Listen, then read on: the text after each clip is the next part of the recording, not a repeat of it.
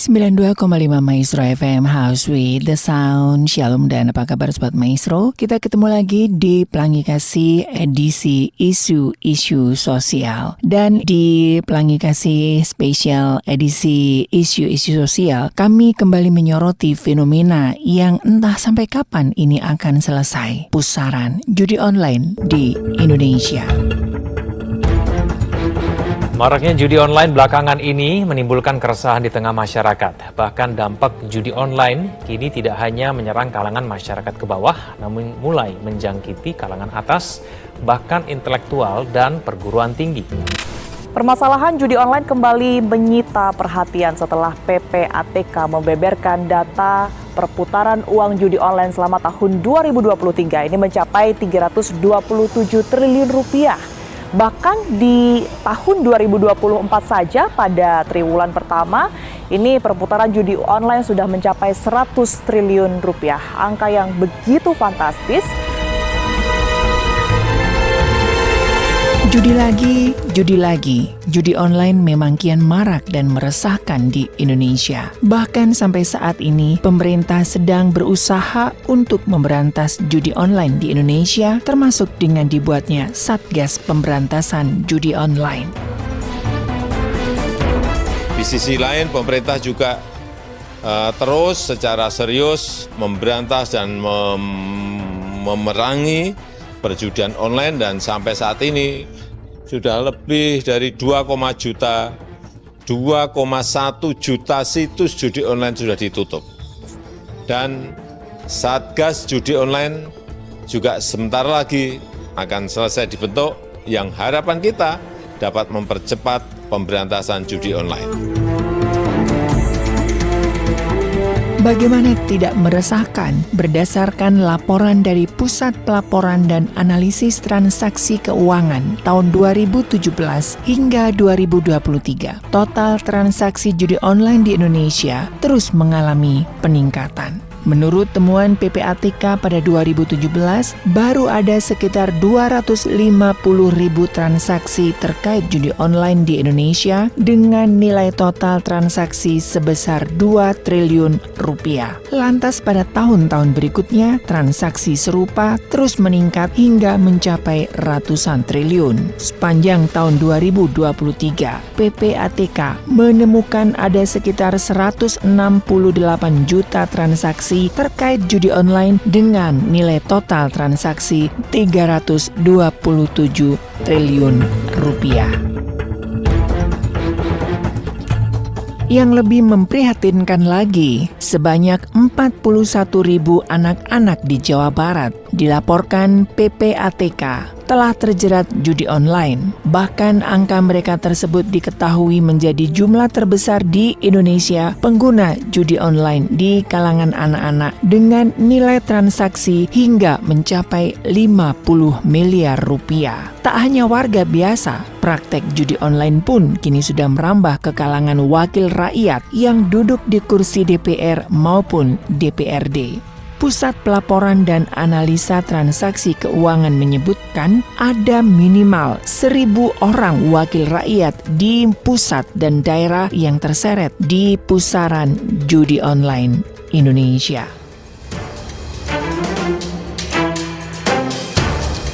Berdasarkan data dari Pusat Pelaporan dan Analisis Transaksi Keuangan atau PPATK, provinsi terbesar pertama yang menerima judi online yaitu Jawa Barat, dengan jumlah pelaku 535.644 dengan transaksi 3,8 triliun rupiah. Provinsi kedua jumlah masyarakat terpapar judi terbanyak ialah DKI Jakarta, sebanyak 238.568 pemain dengan nilai transaksi mencapai 2,3 triliun rupiah. Ketiga, yakni Jawa Tengah dengan pelaku judi online 201.963 pemain. Kemudian peredaran uangnya sebesar 1,3 triliun rupiah. Sementara provinsi keempat, yakni Jawa Timur, pelakunya 135.227 dan angka keuangannya 1,015 triliun rupiah. Dan di provinsi kelima ialah Banten dengan pemain judi online sebanyak 105.302 dengan peredaran uang mencapai lebih dari 1 triliun rupiah. Jerat setan judi online semakin merajalela di Indonesia. Pemerintah terus berupaya untuk memberantas praktik perjudian yang nyatanya mudah diakses di dunia maya. Hampir di seluruh provinsi itu sudah terpapar judi online. Saya juga pada kesempatan siang hari ini ingin menyampaikan bahwa 5 provinsi terbesar ya secara demografi yang masyarakatnya sudah terpapar dengan data-data dari PPATK, yang kesadaran masyarakat yang ekstensif, yaitu dengan cara mengedukasi terkait dengan resiko kecanduan judi online, bisa melalui sekolah-sekolah yang formal maupun non-formal. Berikutnya adalah pelibatan pegawai negeri, kementerian, lembaga adalah melakukan sosialisasi, edukasi secara bersama-sama. Dalam laporan transaksi mencurigakan yang dirilis PPATK, jumlah perputaran uang judi online hingga tahun 2024 tembus ratusan triliun rupiah. Pada tahun 2021, PPATK menemukan perputaran uang haram dari judi online mencapai 57 triliun rupiah. Kemudian pada tahun 2022, nilai perputaran uang judi online meningkat hingga mencapai 81 triliun rupiah. Tahun 2023, perputaran uang judi online naik drastis hingga 327 triliun rupiah. Sementara tahun 2024, jumlah perputaran uang judi online tembus 600 triliun rupiah. Temuan PPATK memperlihatkan, meski upaya pemberantasan dilakukan pemerintah, namun jumlah perputaran uang judi online terus meningkat hingga 543 triliun rupiah dalam kurun 4 tahun saja. PPATK menyebut judi online menjadi transaksi keuangan mencurigakan terbesar mengalahkan tindak pidana korupsi. Pasalnya, sejak tahun 2022 hingga 2024, jumlah transaksi judi online meningkat pesat hingga 14.575 transaksi dan menempatkan Indonesia sebagai negara dengan jumlah pemain judi online terbesar mengalahkan negara ASEAN lain. Saudara, judi online semakin merajalela di tanah air. Tak hanya warga sipil, penegak hukum hingga DPR nyatanya juga jadi pemain judi online. Padahal judi online selalu membawa dampak buruk di kehidupan. Selain menimbulkan kecanduan, judi online bisa menimbulkan tindakan kriminal, bisa juga mengganggu kondisi ekonomi, hingga menyebabkan perceraian, yang jelas juga merugikan negara. Saudara, baru-baru ini Pusat Pelaporan dan Analisis Transaksi Keuangan PPATK buka-bukaan ada lebih dari 1.000 orang anggota Dewan terlibat judi online. 1.000 orang tersebut merupakan anggota DPR, DPRD, dan yang bekerja di kesekretariatan. Ketua PPATK Ivan menyebut, transaksi judi online di klaster anggota Dewan bahkan punya deposit mencapai 25 miliar rupiah. Sementara transaksi main judi online para anggota legislatif ini ratusan sampai miliar rupiah. Wakil Ketua Komisi 3 Dewan Perwakilan Rakyat DPR RI, Habibur Rahman, lalu mendorong PPATK untuk melaporkan anggota Dewan yang main judi online ke Mahkamah Kehormatan Dewan MKD. Ada lebih dari 1.000 orang, itu DPR, DPRD, sama sekretariat kesekjenan ada. Lalu transaksi yang kami potret itu lebih dari 63.000 transaksi yang dilakukan oleh mereka-mereka itu. Dan angka rupiahnya bisa saya sampaikan?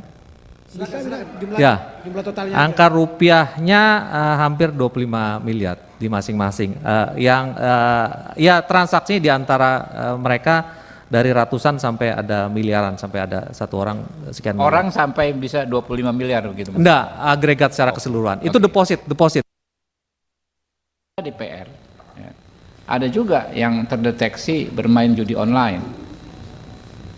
Ya, kita minta infonya. Di DPR ini kan ada MKD, Pak Ivan, di DPR ini kan ada MKD, Mahkamah Kehormatan Dewan, ya. Bisa disampaikan itu, Pak. Sehingga kita ada pendekatannya, karena kalau di masing-masing institusi termasuk di DPR bukan hanya melanggar hukum pidana, Pak, tapi ada ketentuan kode etik. Kominfo tidak bisa melihat siapa aja yang main judi online. Yang bisa melihat atau mendeteksi adalah PPATK. Berdasarkan apa? Berdasarkan pattern dari transaksi.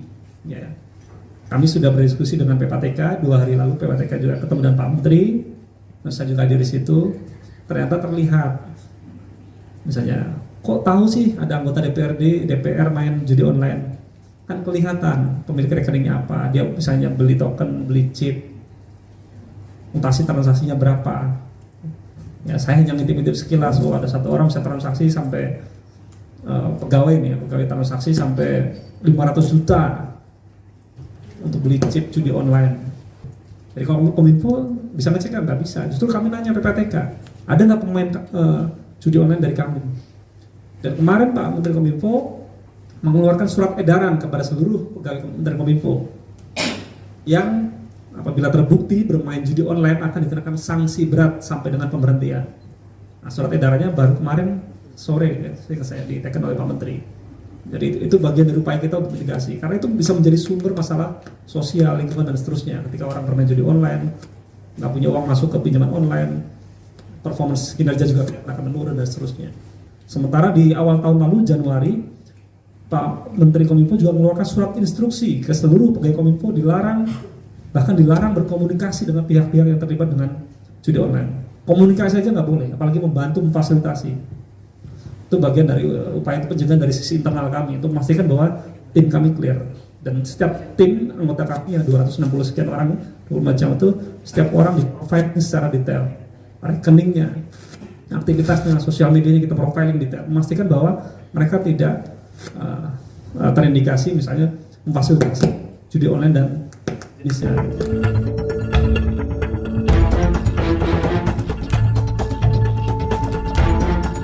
Sobat Maestro, seperti kita ketahui bahwa akhir-akhir ini fenomena judi online telah menjadi isu sosial yang sangat mengkhawatirkan Indonesia. Perkembangan teknologi informasi dan komunikasi yang pesat membuka peluang bagi berbagai aktivitas daring termasuk juga judi online yang kini semakin marak di kalangan masyarakat dari berbagai lapisan usia dan sosial ekonomi. Dampak sosial dari fenomena ini sangat luas, melibatkan aspek ekonomi, psikologis, hingga hubungan interpersonal dalam keluarga.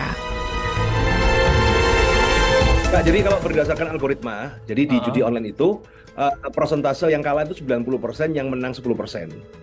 Oh iya. Jadi 10%, itu mengharapkan keuntungan dari yang 10% menjadi yang 10%. Tapi 90% orang akan loss, dan itu udah didesain. Ya. Udah mutlak ya? Ya, karena begini, kalau kalah terus, ya pasti nggak laku dong judinya. Iya, benar-benar. Menarik, ya kan? Coba Anda main, kalah terus deh, pasti stop. Nah, tapi kan ada kemenangan.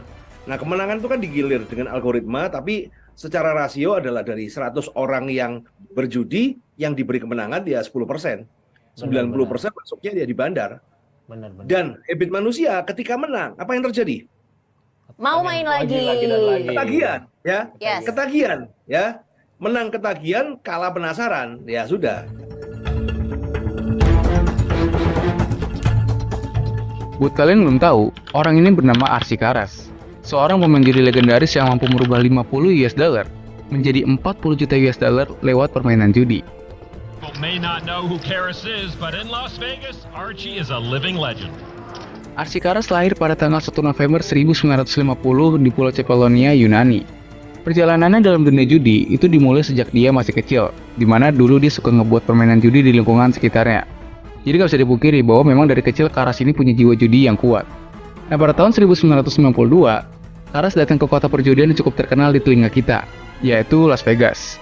Waktu itu uang dia sisa $50 di kantongnya, tapi ada temennya nih yang mau minjemin uang ke dia sebesar 10.000 US dollar, tapi dengan syarat bunganya itu 50%. Nah, dari uang itulah dia berhasil mendapatkan 40 juta US dollar dalam 3 tahun, cuma dengan berjudi.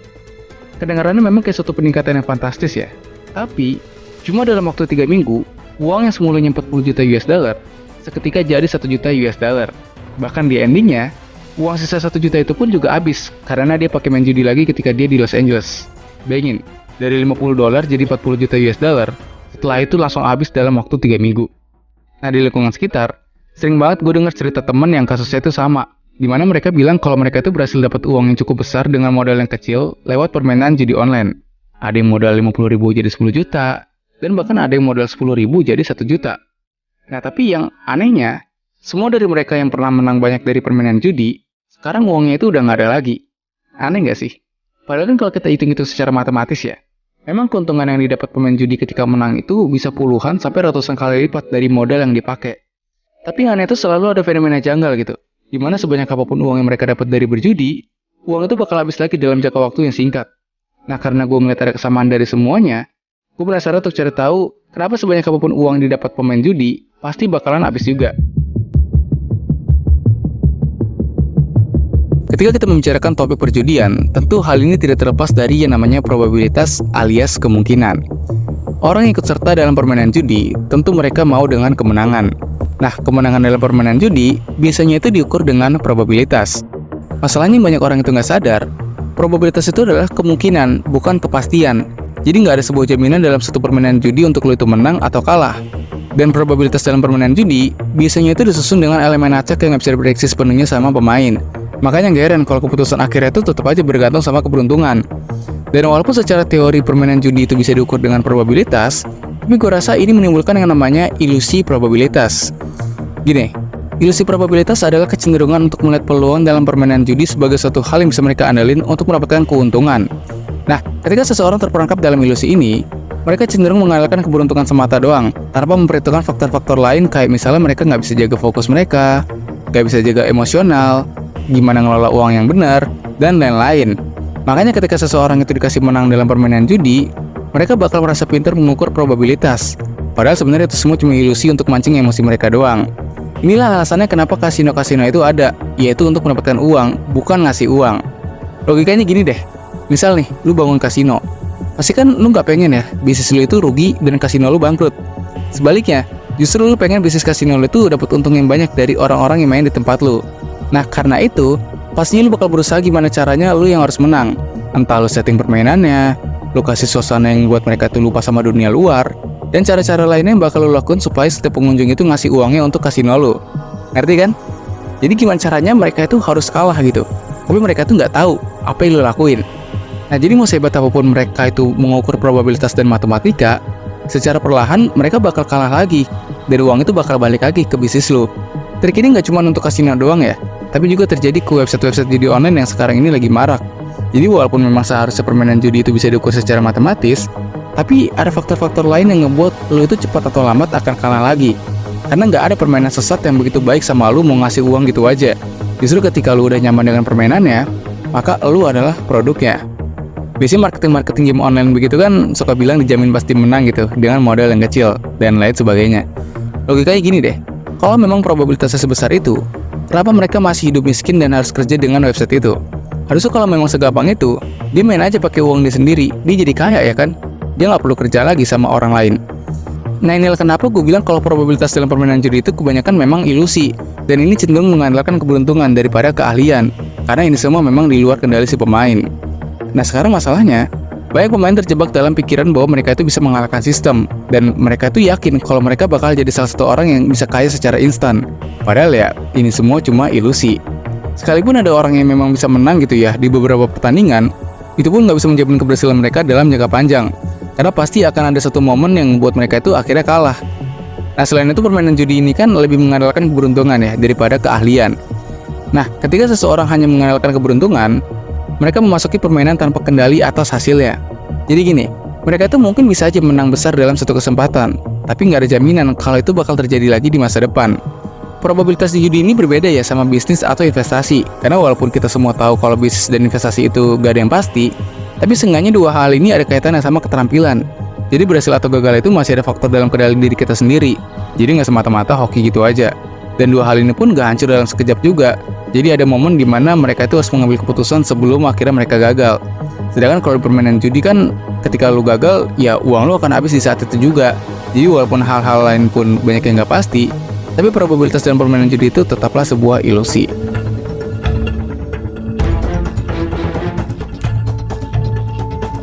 Di pertengahan tahun 2024, pewartaan di stasiun TV nasional hingga portal media online kembali menyoroti kisah-kisah pemain praktek haram perjudian yang berakhir naas. Awal permainan menang, lalu kalah. Menang lagi, sampai akhirnya merugi. Bak musuh dalam selimut. Begitulah judi menawarkan iming-iming kemenangan instan yang padahal justru menjerumuskan pemain ke dalam lingkaran setan. Sedikitnya ada 1.500 pemain judi online yang aktif dan bertaruh mulai dari Rp100.000 hingga ratusan juta rupiah. Mantan admin judi online ungkap jika permainan akan disetting dengan lebih banyak kekalahan yang diderita penjudi daripada kemenangan saat judi online berlangsung. Mabes Polri baru saja merilis kasus judi online dengan omset ratusan juta rupiah per bulan. Dalam pengungkapan, ada 31 orang yang diduga terlibat dalam permainan judi online dari berbagai situs, mulai dari leader, marketing, hingga admin. 31 orang yang diduga pelaku pengelola website Hotel Slot 88 dan beberapa website perjudian online lainnya. Peran mereka adalah sebagai administrator dan leader telemarketing website. Dari pengungkapan, disita barang bukti peralatan elektronik yang digunakan sebagai penunjang operasional judi, seperti telepon genggam, sarana koneksi internet, laptop, dan beberapa peralatan elektronik lain. Timnet menemui Aan, bukan nama sebenarnya, di kawasan Jakarta Selatan. Aan adalah mantan admin judi slot yang pernah bekerja di bagian penukaran uang sejak tahun 2021 hingga 2022. Lebih dari 1.000 orang setiap hari memainkan judi online atau judi slot.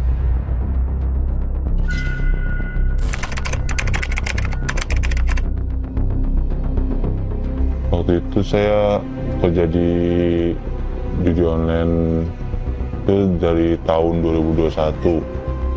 Dan saya masuk itu ditawarin sama teman karena posisi juga COVID, susah nyari kerja.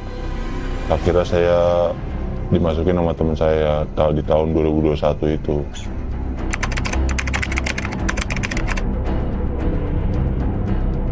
Bisa sampai 1.500 orang, 1.500 player yang main. Semua tergantung dari situsnya. Dari kalau situsnya udah lama pembuatannya, itu bisa nyampe 2.000 orang, sampai belokan sampai 3.000, 3.500.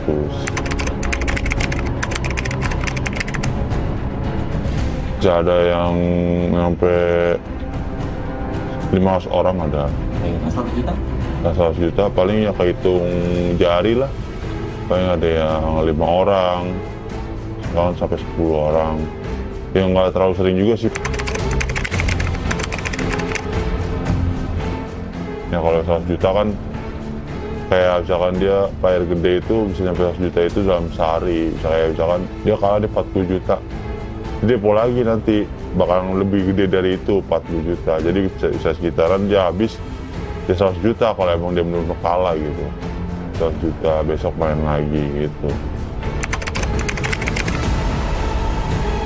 Menang ya cuma sekali dikasih menang ya menang. Jadi buat dia seneng dulu gitu. Terus hari itu menang lagi 20 juta kan nggak mungkin. Paling ya bisa jadi di bawah itu bisa 2 juta, 3 juta. Jadi nggak balance juga. Dia menang juga nggak benar-benar menang. Oh, jadi berarti kalau masuk 10 paling dapat 3 gitu? Iya, paling mentok segitu. Nggak sesuai sama yang dia modal. Misalkan dia modal dia udah habis 5 juta nih, terus dia lagi 10 juta, dia mau ini ya, mau main lagi, saya tahu ntar menang di 20 juta gitu ya kan. Katanya enggak 3 juta. Kadang orang juga kalau udah menang 3 juta, oh senang nih, oh udah menang 3 juta nih. Padahal kan pada aslinya dia nggak sesuai modal dia gitu, nggak balik gitu modal dia. Pusat Pelaporan dan Analisis Transaksi Keuangan PPATK mencatat, perputaran transaksi judi online meningkat tajam. Bila pada 2021 nilainya mencapai 57 triliun rupiah, Tahun 2022, transaksinya naik signifikan menjadi 81 triliun rupiah. Pelakunya pun beragam, bukan hanya pria dewasa, tapi juga ibu rumah tangga hingga anak SD. Kementerian Komunikasi dan Informatika akui, Indonesia sudah dalam kondisi darurat judi online. Masyarakat rentan terpapar iklan judi lewat media sosial. Bahkan website pemerintah pun tersusupi konten atau iklan judi.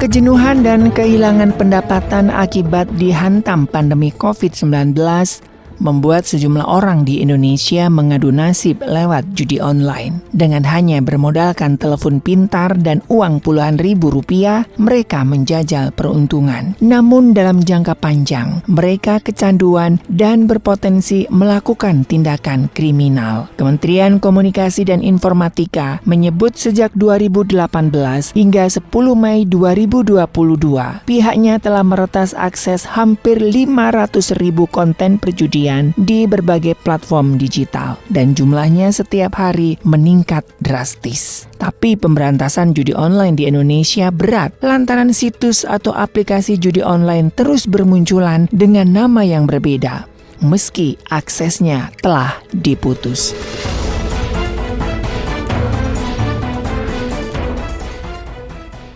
Memerintahkan para NAP, network access provider, untuk menutup akses jalur koneksi internet ke Kamboja, dan dari Kamboja serta Filipina. Jadi masih baru sekitar 2 hari.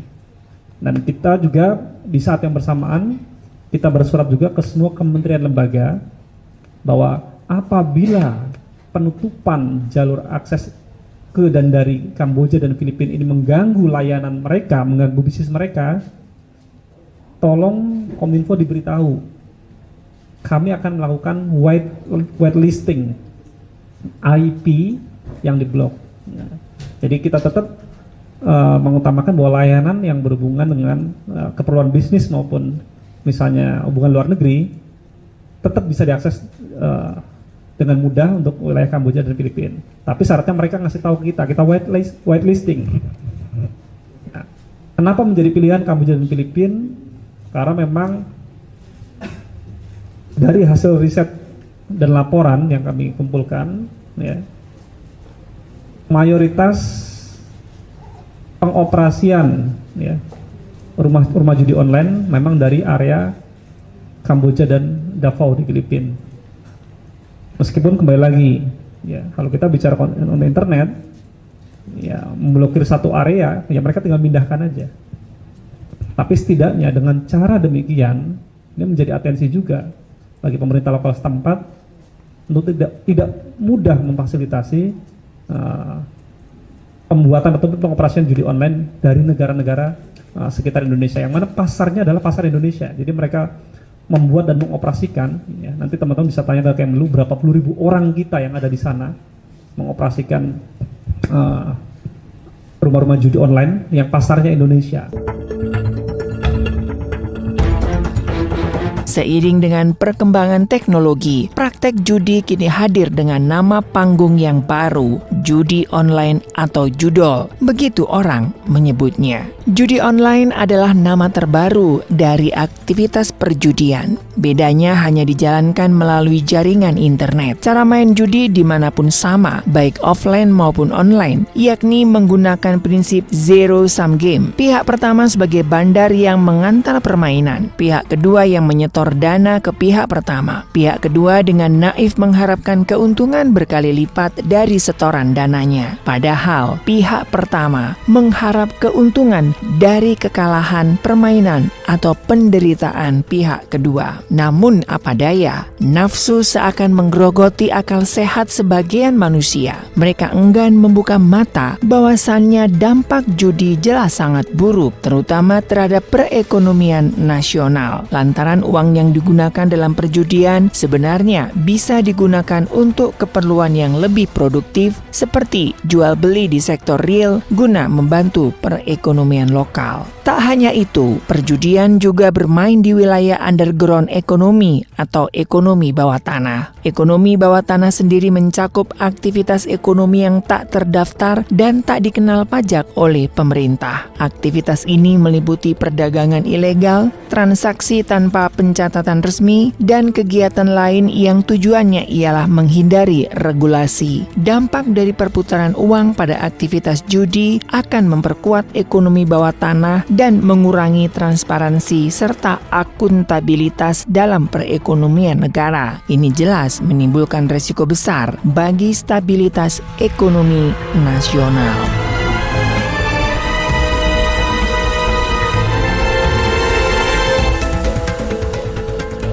Tapi sebelumnya terjerat dengan judi online itu sejak tahun berapa tuh?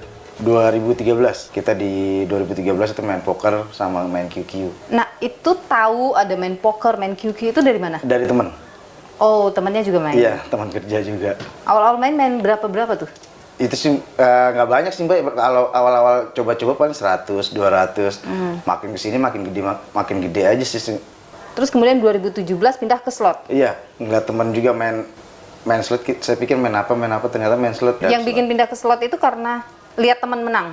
Lihat teman menang sama permainannya kayaknya lebih gampang aja ya dibanding kayak QQ atau main poker itu lebih gampang aja main slot ya. Kalau pernah menang nih selama yang awal dulu tuh, menang pernah berapa paling banyak? Kalau di QQ sama poker itu paling banyak itu menang paling sekitar 2 juta aja sih Mbak. Nah setelah main ke slot, menang paling banyak berapa? Paling banyak di 7 juta. Tapi kalahnya berapa? Kalahnya banyak sih Mbak. Yang bikin pengen terus main itu apa sih?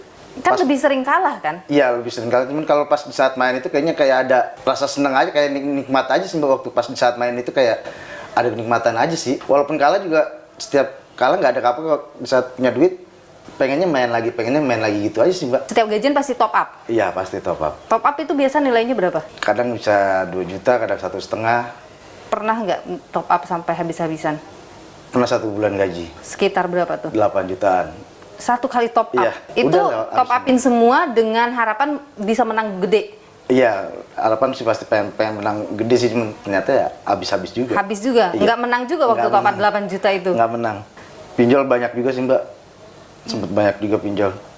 Sampai orang tua bantu untuk bayar pinjol juga sih. Orang tua sampai bantu dengan cara apa? Jual sapi. Jual sapinya? Iya, jual sapi.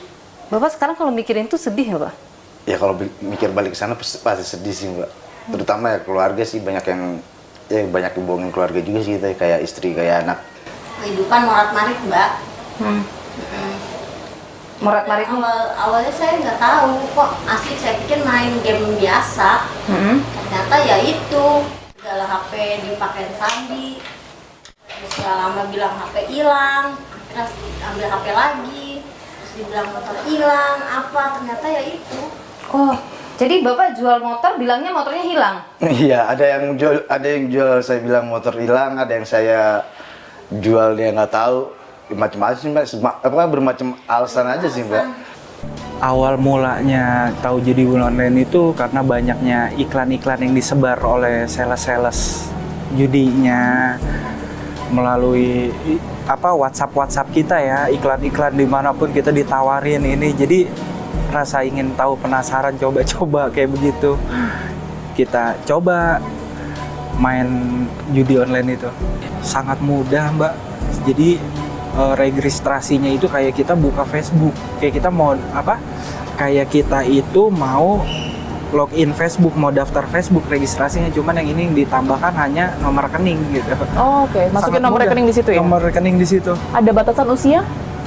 Nggak ada. Nggak ada? Nggak ada. Berarti bisa disimpulin kalau anak-anak kecil, anak-anak di bawah 17 ini bisa main ya? Bisa banget. Apalagi sekarang kan ada deposit yang tukar pulsa. Jadi deposit pakai pulsa. Mungkin bocil-bocil yang nggak bisa transfer ke ATM, tapi dia nggak punya rekening gitu ya? Nggak punya rekening, tapi dia punya tinggal transfer pulsa aja beres. Tinggal transfer pulsa beres gitu. Itu banyak yang kayak begitu, tukar pulsa. Minimalnya 20.000. Oke, kalau kerugian secara keseluruhan dari awal main nih, dari tahun 2020 sampai 2023 akhir? Hampir 1 M lah Mbak. 1 M? Wow, hampir 1 M, ditotalin dia. Berapa kendaraan yang sampai kejual itu, Mas Rik? Saya punya truk 4, Truk, oke. ya, mobil saya untuk sama istri saya, walaupun itu Pribadi masih ya? kredit waktu itu. 1, terus kendaraan yang cash motor 2 Dua motor. Dua motor, 1 mobil yang 1 pribadi. gadean. Habis semuanya. Habis semuanya. Dan buat semua influencer yang sudah mempromosikan judi-judi online ini, gue cuma mau bilang ke kalian, kalau kalian lihat berita ada orang yang bunuh diri karena judi online, atau ada orang yang mati karena judi online, atau ada orang yang membunuh karena judi online, maka tangan kalian berdarah atas orang-orang itu.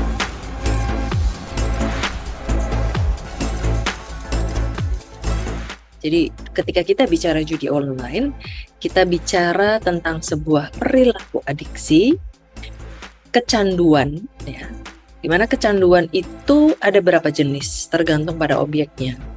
Kan kita kenal ada kecanduan adiksi alkohol, narkoba, merokok, lalu kemudian pornografi, kemudian kecanduan gadget, kecanduan game.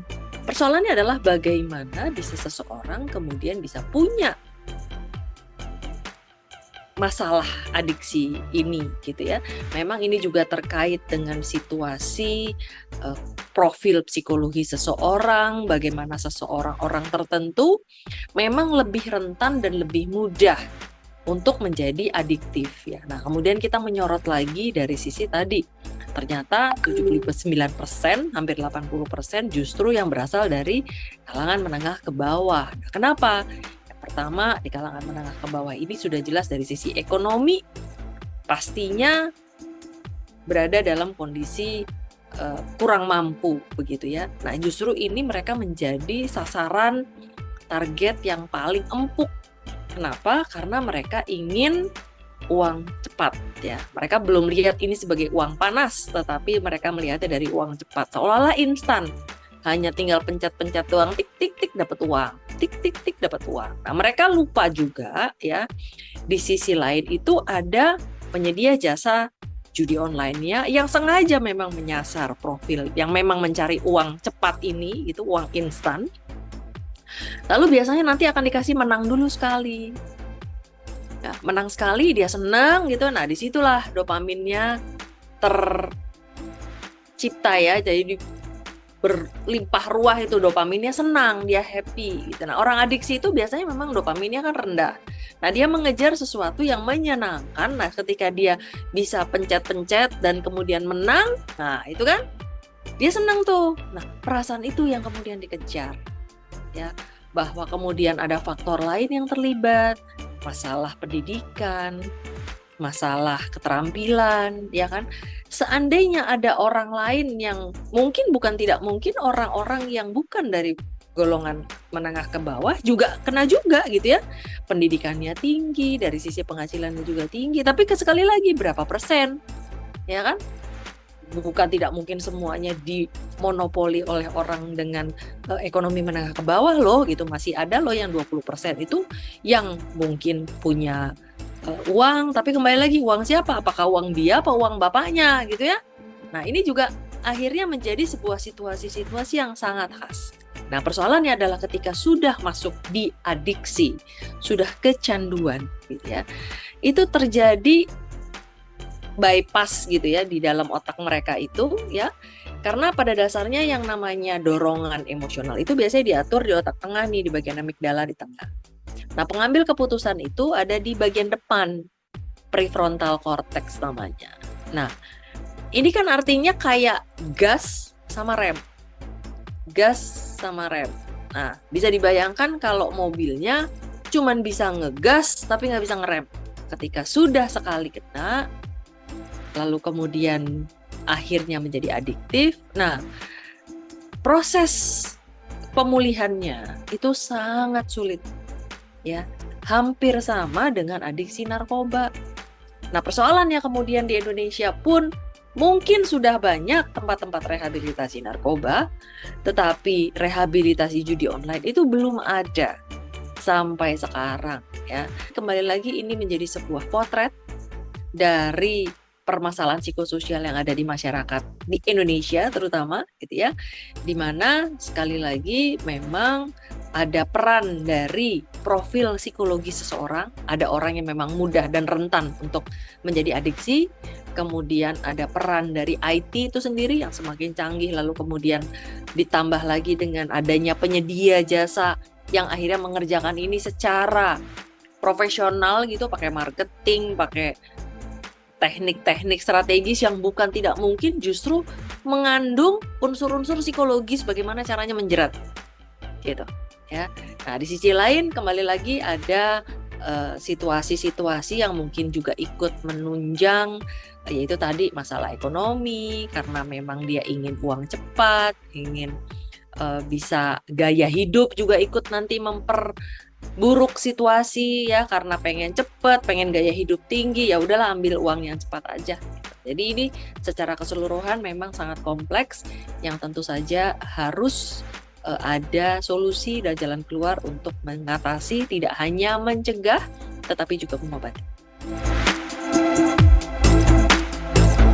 Tapi sebenarnya justru di faktor psikologisnya itu yang paling penting.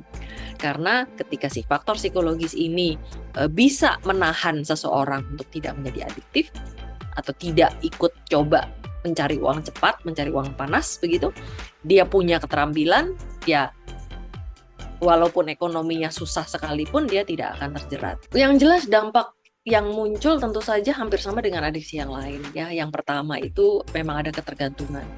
Kemudian menjadi tidak mampu, ada situasi yang memang mereka tidak mampu mengendalikan impuls sehingga akibatnya mereka bisa mengorbankan segala sesuatu hanya untuk bisa melakukan atau memenuhi kebutuhannya untuk berjudi gitu.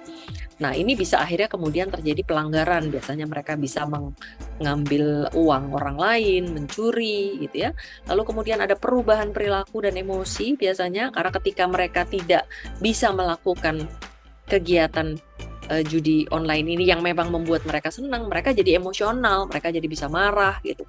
Pada banyak kasus bisa terjadi kemudian menyerang anggota keluarga karena tidak diberikan uang oleh ayah, ibu atau siapapun gitu ya di dalam keluarga. Nah, yang paling akhir ya tentu saja terus kemudian membuat depresi, karena biasanya memang komorbiditas antara adiksi dengan depresi juga tinggi ya. Orang yang biasanya adiksi itu juga depresi, orang yang depresi biasanya juga mudah untuk menjadi adiksi. Nah, ini biasanya menyertai situasi-situasi. Kenapa? Karena terus kemudian akhirnya merasa tidak berharga, merasa gagal, merasa tidak punya masa depan dan lain sebagainya.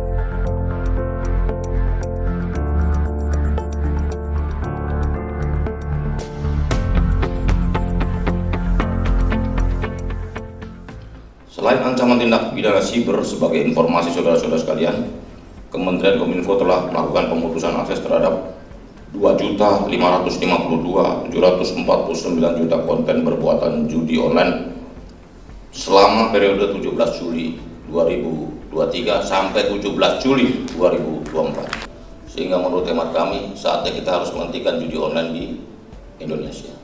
Kejahatan yang pelakunya dapat berasal dari luar Indonesia. Karena itulah tentunya kolaborasi antar pemangku kepentingan lintas sektor dalam dan luar negeri sangat dibutuhkan. Saya sangat mengapresiasi inisiatif pembentukan Satgas Pemberantasan Cybercrime dan judi online yang hari ini sama-sama kita kukuhkan bersama. Upaya penanganan yang pemerintah lakukan perlu untuk mendapat dukungan dari seluruh stakeholder terkait. Tentunya dalam upaya pemberantasan cybercrime dan judi online harus dilakukan sesuai peraturan perundangan yang berlaku, tetap berkomunikasi dengan otoritas dan pihak yang berwenang, termasuk juga aparat penegak hukum. Sebagai penutup, mari terus perkuat komunikasi antar stakeholder untuk bersama-sama kita wujudkan ekosistem digital Indonesia yang aman, memberdayakan, dan berkelanjutan. Saya pikir itu dari saya. Terima kasih, semangat Bapak Ibu sekalian. Saya sangat bersyukur, berterima kasih karena pemerintah tanpa masyarakat tidak mungkin bisa mewujudkan ruang digital yang sehat.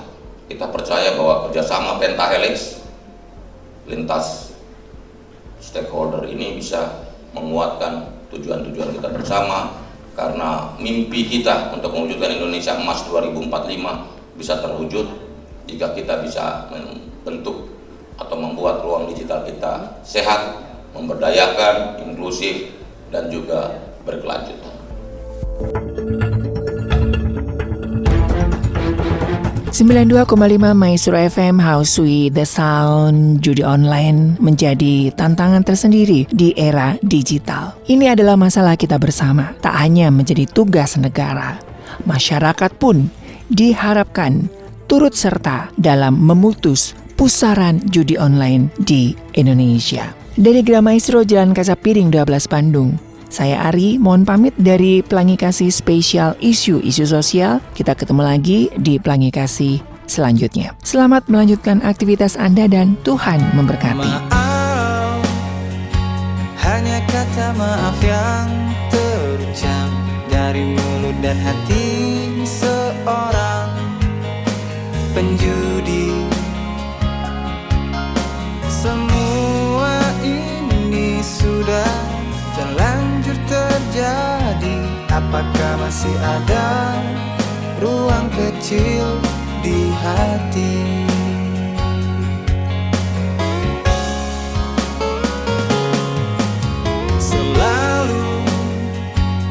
Selalu saja dimaafkan, tapi selalu saja kau ulangi lagi. Harta yang kau kumpulkan sudah tak ada lagi.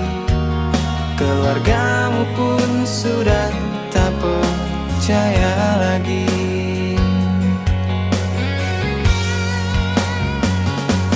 Gara-gara depo 20.000, otak rusak sampai jadi tukang tipu.